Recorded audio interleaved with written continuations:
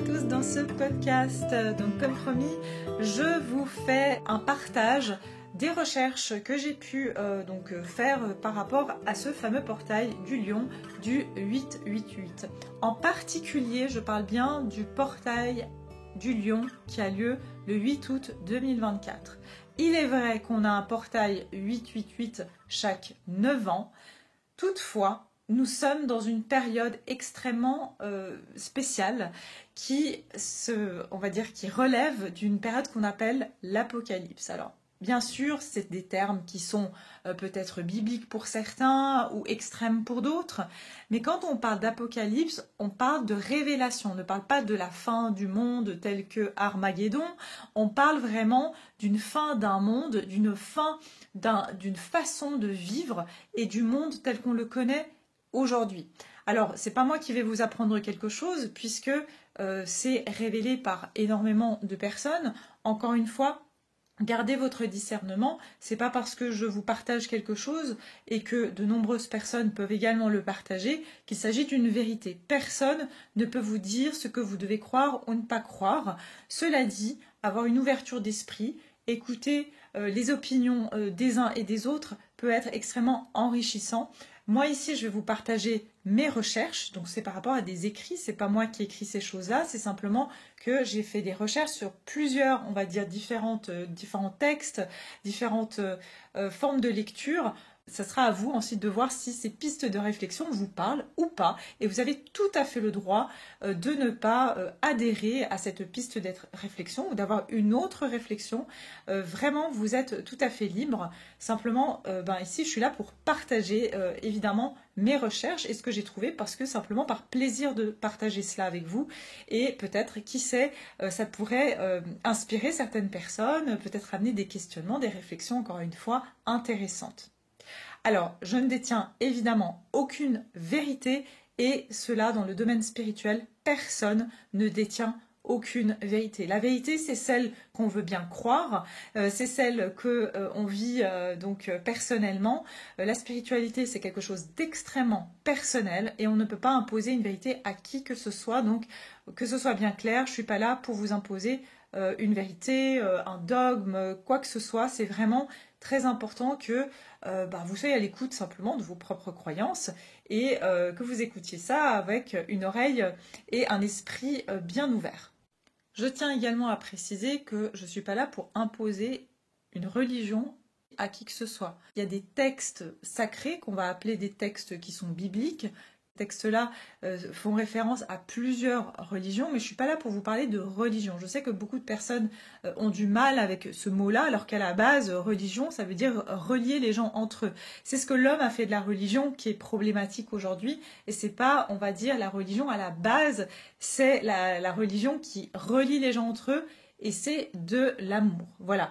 Mais je ne suis pas là pour vous parler de religion, même si je vais vous prendre effectivement des analyses qui peuvent être bibliques, mais je vais aussi vous faire une analyse par rapport au symbole des lettres hébraïques, notamment avec le chiffre 8, d'accord? Donc c'est vraiment, j'ai pris plusieurs choses, simplement pour faire encore une fois un lien, mais je ne suis pas là pour dire que vous devez croire en ce que je crois, que c'est par rapport à une religion ou une autre.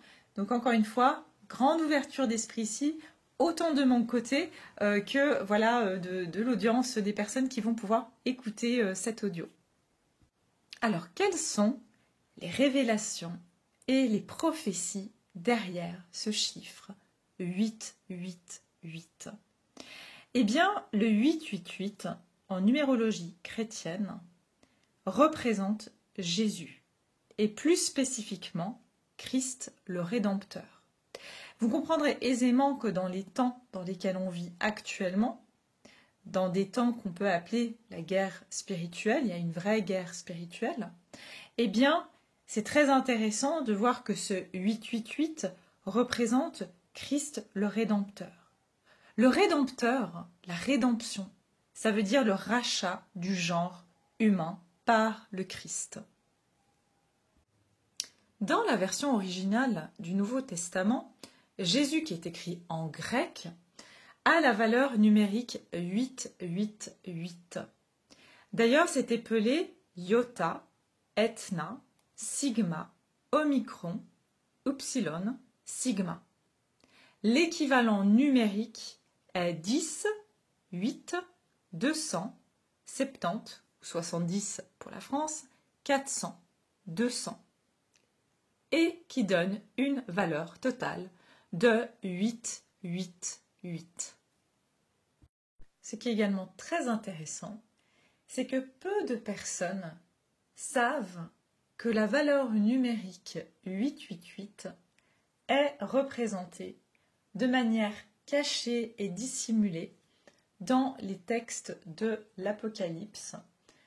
Et c'est le chiffre qui suit le 666. Alors beaucoup de personnes sont beaucoup plus au courant du 666, hein, et je crois qu'il n'y a pas une seule personne qui connaisse donc ce chiffre qu'on nomme de la bête.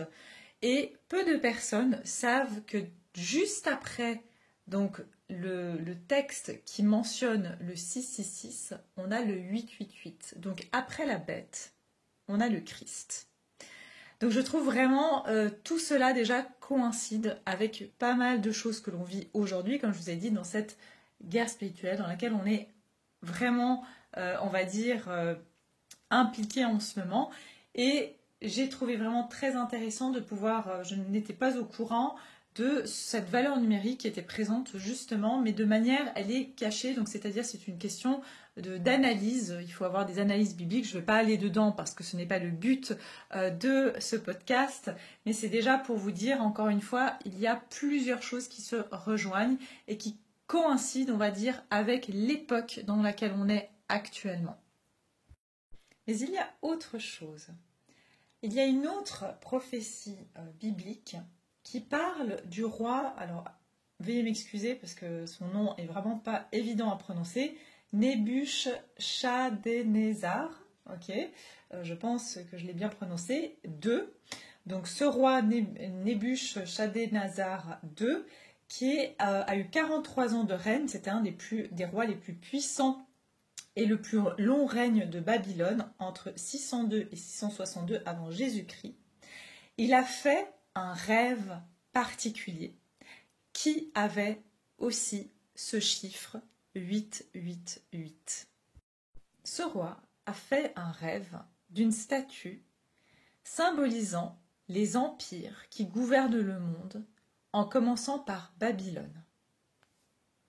888 faisant partie de cette révélation divine, il symbolise le plan divin et l'accomplissement ultime des desseins de Dieu.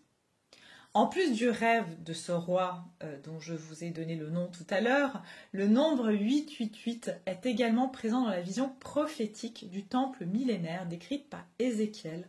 Et dans cette vision, le nombre 888 est associé, écoutez-moi bien, aux portes, aux palmiers et aux marches, représentant l'accessibilité et l'abondance des bénédictions de Dieu pendant l'ère messianique. Alors, j'ai envie de vous dire que, évidemment, tout ça, vous allez me dire, ça fait partie de, on va dire, de prophéties plutôt bibliques, donc elles se rejoignent. Mais maintenant, je vais aussi vous donner d'autres explications, notamment avec donc, les symboliques donc, des lettres hébraïques et de la lettre justement qui correspond au chiffre 8, et vous allez comprendre qu'il y a d'énormes concordances. Et encore une fois, si on regarde juste la période dans laquelle nous vivons actuellement, et on peut aisément comprendre qu'il y a une très grande ressemblance de ce moment décisif, de ce moment où effectivement on est aux portes de quelque chose, d'un nouveau monde. Hein. Donc il y a quand même quelque chose, je trouve, qui résonne assez fort avec la période actuelle dans laquelle on est. Alors, pour vous expliquer le symbolisme derrière ce chiffre 8, donc par rapport aux lettres hébraïques, j'ai pris la référence du livre Annick de Sousnel. C'est la lettre Chemin de vie, le symbolisme des lettres hébraïques. Donc c'est un livre qui a donc toutes les lettres et les correspondances, les valeurs numériques correspondant aux lettres hébraïques. Alors, Je vais vous lire, d'accord, ce qui est écrit, c'est pas moi qui l'invente, c'est donc ce qui est écrit dans le livre. Je ne vais pas vous lire la totalité, mais ce qui est important de comprendre. Donc cette 8e lettre, qui d'ailleurs est très intéressante, je vous mettrai une image de la forme de cette lettre hébraïque qui ressemble à un portail, ok? Cette lettre, donc elle s'écrit, on va dire, Het, H-E-T. Donc cette lettre Het est symbole de barrière ou de clôture. Depuis l'hiéroglyphe égyptien jusqu'à l'idéogramme phénicien, en passant par l'hébreu du Sinaï, la lettre dessine différentes formes de barrières, dont la plus récente sera celle sur la stèle de Mécha. Ce dessin, et ils mettent une espèce de hashtag, parent du état grec qui ressemble à un H, est de notre lettre H. Le nom de cette lettre, Het, porte le yod en son cœur. Les deux lettres, donc voilà, celle que je viens de vous dire, ce hashtag et ce H, qui entourent, il y a des symboles, hein, donc je ne vais pas vous parler des symboles, composent le mot hat, la terreur, peur et épouvante.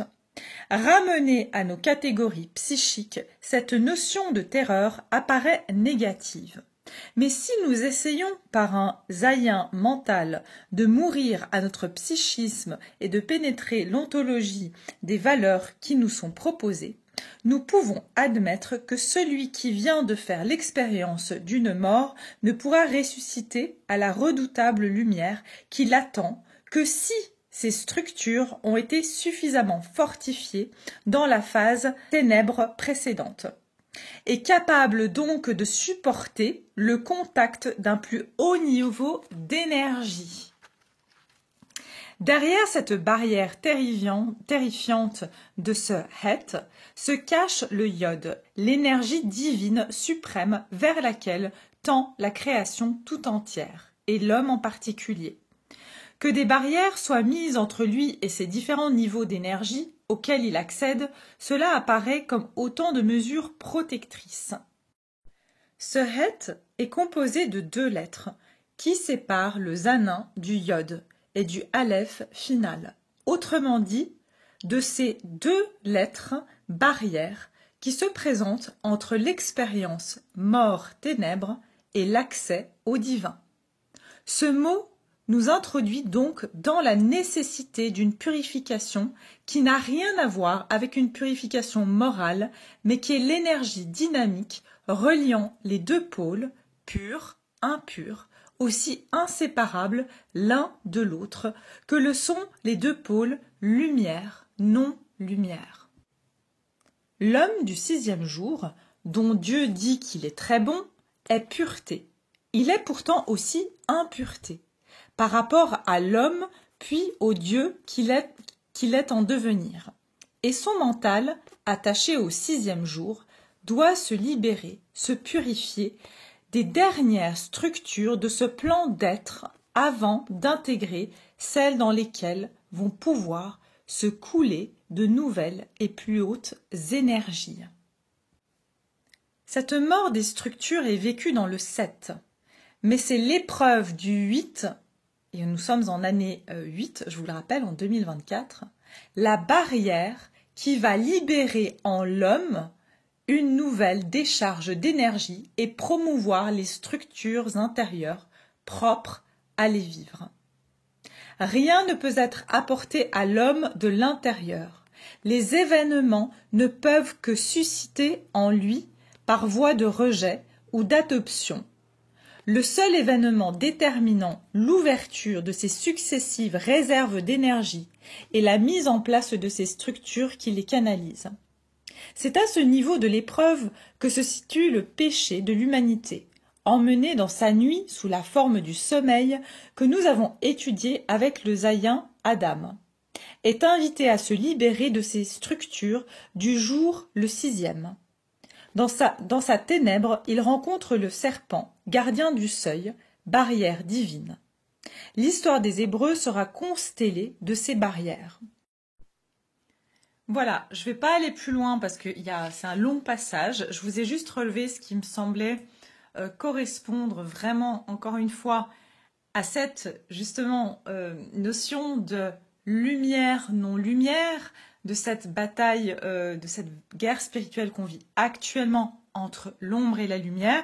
Et ce texte dit bien qu'avec ce chiffre 8, et nous sommes dans une année 8, hein, donc encore une fois je le répète, donc on est dans un moment extrêmement important de purge, on va dire qu'on ne peut pas accéder à cette lumière si on ne passe pas par l'ombre. Et il en est de même pour nos parts d'ombre, il en est de même de passer à travers nos ombres. Et le chiffre 8, si on regarde bien sa forme, eh bien, on voit bien que ce qui est en haut est en bas. Pour ceux qui ont regardé ma canalisation, vous comprendrez de quoi je parle. C'est-à-dire qu'il y a cette concordance où nous devons passer des fois par la difficulté, nous devons passer par ce qu'on peut appeler les ténèbres, d'autres vont l'appeler la nuit noire de l'âme. Eh bien, la Terre aussi, elle va passer par ces moments de nuit noire de l'âme, hein, et donc on va passer par là, mais pour pouvoir remonter dans la lumière. Et donc il est nécessaire de passer par des fois ces moments de difficulté pour pouvoir ascensionner, pour pouvoir justement gagner dans cette énergie de lumière. Pour pouvoir connaître la lumière, il faut avoir connu l'ombre, et c'est tout, on va dire, l'intérêt des épreuves que nous pouvons vivre, que ce soit actuellement dans la période de vie que l'on mène. C'est un point de vue terrestre, d'un point de vue de l'humanité, d'un point de vue de nos vies personnelles, ça s'applique absolument à tout. Donc voilà pourquoi je voulais vous faire ce petit podcast pour que vous ayez des éléments. Si vous êtes intéressé, peut-être ce livre est très intéressant, mais très, je dois dire, voilà, il est très profond, très, on va dire, technique. Donc vous pouvez vous le procurer, mais je vous dis que même moi, des fois, j'ai du mal à comprendre tout ce qui est écrit. Et par contre, il y a des passages extrêmement révélateurs. Et encore une fois, il s'agit après de concorder avec d'autres choses. Évidemment, il y a certainement beaucoup d'autres théories qui peuvent venir concorder à ce que j'ai dit aujourd'hui. Et d'autres, peut-être, dans d'autres civilisations, dans d'autres cultures. En tout cas, moi, c'est les éléments que j'ai pu recueillir. J'ai regardé, hein, j'ai cherché un petit peu par rapport à d'autres civilisations, mais par rapport au 888 précisément, je n'ai rien vu d'autre. Donc voilà, j'ai partagé tout ce que j'avais avec vous aujourd'hui. J'espère que ça vous plaira. J'espère que voilà, vous aurez eu du plaisir en tout cas, et que c'était assez fluide, hein. Moi je suis amatrice, on va dire, je fais les choses en amateur, je suis pas une pro de faire des documentaires, des choses comme ça. C'est vraiment un partage de cœur à cœur.